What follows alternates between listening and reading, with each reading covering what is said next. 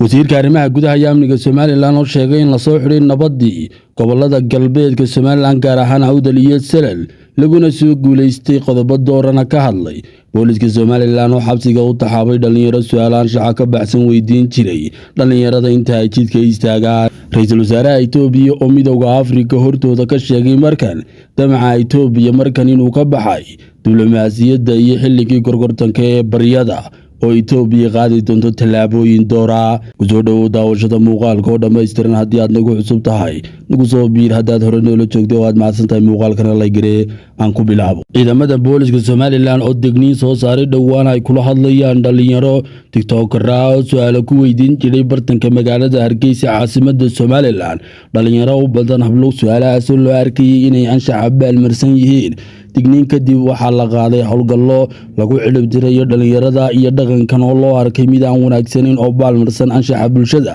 sidoo kalena aan dhaqan ahaan wanaagsaneyn inuu sii fido waxaa laga qaaday tallaabooyin muuqda qiyaastii ilaa 6 kamid ah dhalinyaradaas ayaa xabsiga loo taxaabay waxaana lagu guuleystay in la xidho arrintan ayaa looga gol leeyahay in laga hortago anshaxumada iyo wax kasta loo arkayo inay magacyo samcad dilayaan bulshada jamhuuriyadda Somaliland gaar ahaan bulshada caasimadda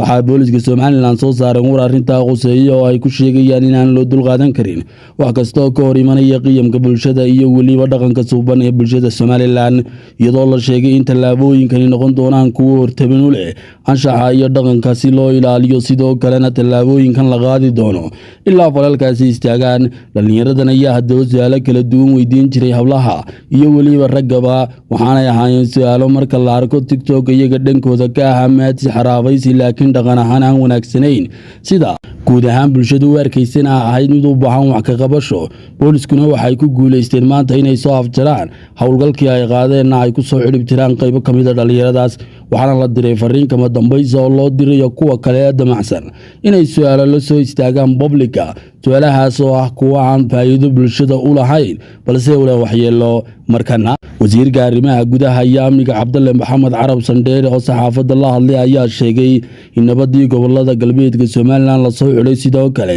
lagu guuleystay in waxgaradkii iyo waliba waayeelkii iyo duqeydii beelahaasi ay saxaan heshiis nabadeed oo waara markana ciidanka iyo dawladduba ay iska xil saareen ammaanka la siyaadka iyo sidoo kale la shaqayn doono waxgaradka iyo duqeyda iyo waxgaradkuna ay la shaqayn doonaan laamaha ammaanka waxa uu sheegay wasiirka arrimaha gudaha iyo amniga Somaliland Cabdulle Maxamed Carab Sandheere in Somaliland ku guuleysatay nabadda in la soo xidho sidoo kale waxa uu meesha ka saaray faragelin iyo inay jiraan xuduudaha dawladda kaga soo duulay Somaliland oo waxa uu meesha ka saaray dalalka jaarka inaanay door ku lahayn colaadaas inkasta oo la sheegay qulqulatooyin xoog hubeysan oo ka soo tallaabay xuduudaha Somaliland la wadaagto dalalka jiiraanka qaybo waxa uu wasiirku sheegay arrinta hadda inaanay waxba ka jirin ciidanka booliska iyo ciidanka qarankuna ay si wada jir uga howlgalayaan dhammaan xuduudaha iyo gudaha goboladaas gaar ahaan ciidamada militariga ay ku sugan yihiin xuduudaha Somaliland la leedahay dalalka Itoobiya iyo Djibouti oo aanay suuragal ahayn inay ka soo tallaabaan maleeshiyaad hubeysan oo qayb ka noqonaya colaadaha galbeedka jamhuuriyadda Somaliland kuwii ka dhacay iyo kuwa la filan karo inay ka dhici karaan waxa uu sheegay in si adag looga hortagayo tallaabo kastana laga qaadayo sidii loo xasilin lahaa ammaanka guud ee qaranka jamhuuriyadda Somaliland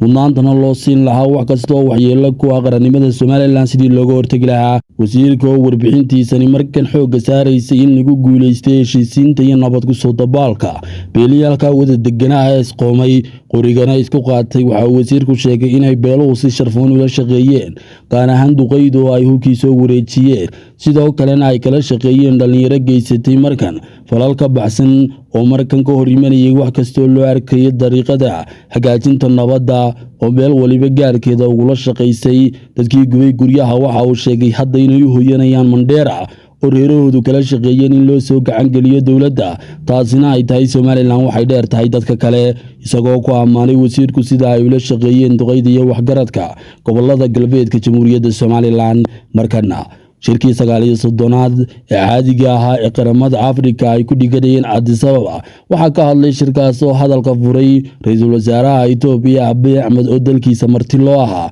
waxa uu Abiy Ahmed si weyn uga hadlay arrimaha danaynta u leh markan Itoobiya gaar ahaan damaceeda badda isagoo soo hadal qaaday in Itoobiya doonisteedu muddo dheer ahayd sidii ay si xasiloon u heli lahayd bad. Waxa uu sheegay Itoobiya dadkeedu inay gaadheen 130 milyan markana aanay suuragal ahayn 130 milyan in lagu sii hayo xabsi juqraafi markan loo dhigayo si aan caqli ahayn. Waxa uu sheegay dalalka jiiraanku inay ka faa'iideystaan kheyraadka Itoobiya balse aanay ogoleyn qaarkood inay Itoobiya ka faa'iideysato kheyraadka badda cas. Waxa uu dul istaagay oo iftiimiyay hadda kadib in la dhaafi doono waqtiga diblomaasiyadda iyo dul istaagga danaha Itoobiya in lagu saleeyo damaca diblomaasiyadeed maadaama dhagaha laga furaystay isagoo Afrika u diray fariin cad oo muujinaysa Itoobiya inay damceeda ku hirgelin doonto xoog. sanadka 2028 Itoobiya aanay sii ahaan doonin bilaabad gaarana Itoobiya ka mid noqon doonto wadamada sida tooska u maamula badda cas oo ay qaybteeda gaari doonto. Si kastaba ha ahaatee hadalkan ayaa muujiyay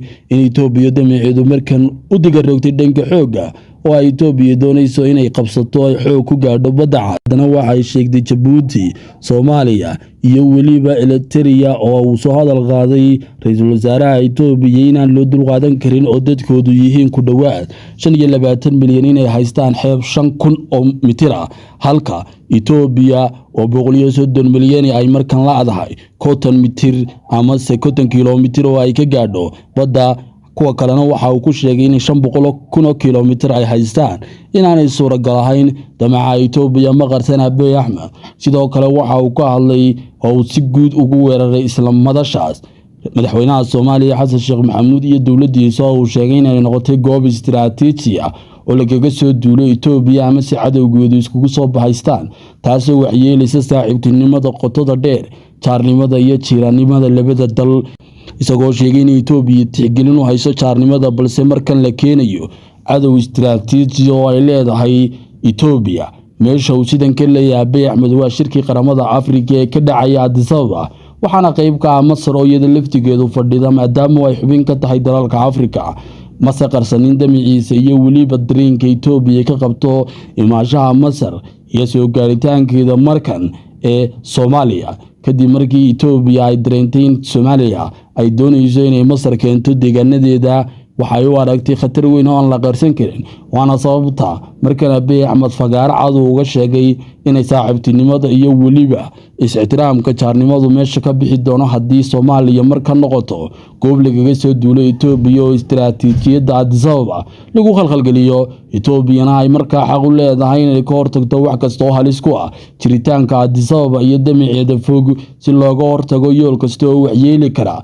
damaca Addis Ababa. Abiy Ahmed waxa uu iftiimiyay oo dul istaagay inaanay Itoobiya doonisteedu ahayn markan inay iskaga duusho cid balse loo baahan yahay cid kastaba inay garato waxa khatar iyo dhib u keenaya. hadalkan ayaa mar kale ahaa hanjabaad iyo weliba fariin cad oo loo diray labada gees ee xulufayga siga samaystay sida Masar iyo weliba Soomaaliya oo loo sheegay labadaba inay khatar istiraatiiji u noqon doonto haddii saaxiibtinimadooda iyo inay imaado Masar geeska Afrika noqoto mid lagaga duulayo Itoobiya inay noqon doonto tallaabo aanay mahadin kuwa soo qorsheeyo iyo kuwa damacooda xilligan yahay inay arrintaasi sidaa u sii socoto Itoobiya uga jawaabi doonto si cad oo aan gabasho lahayn.